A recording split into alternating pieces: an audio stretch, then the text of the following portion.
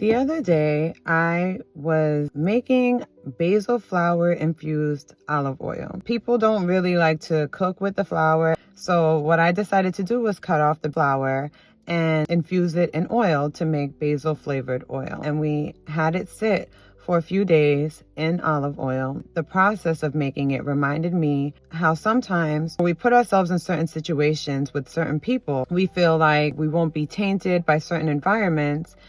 You really are like the company that you keep.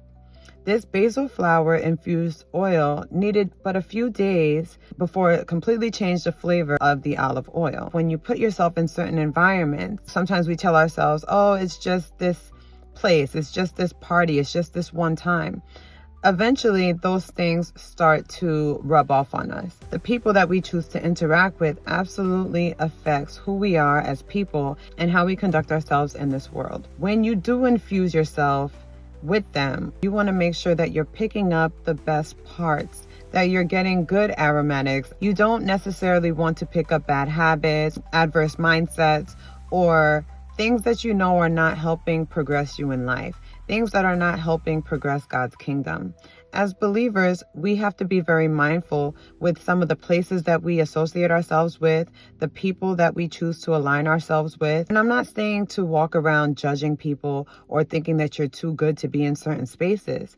But when you know that certain things to your heart don't align with God's word or where you're trying to go in life, it's time to reevaluate some of those things, people, and seasons, and find places to go that actually help you grow. That olive oil is not helping that plant grow. We cut it up and we put it in a new environment. The purified olive oil on its own has its own flavor profile, but as soon as you add that basil flower to it, that oil is no longer pure, no longer tastes like olive oil. Now it tastes like the basil. Try getting rid of that basil.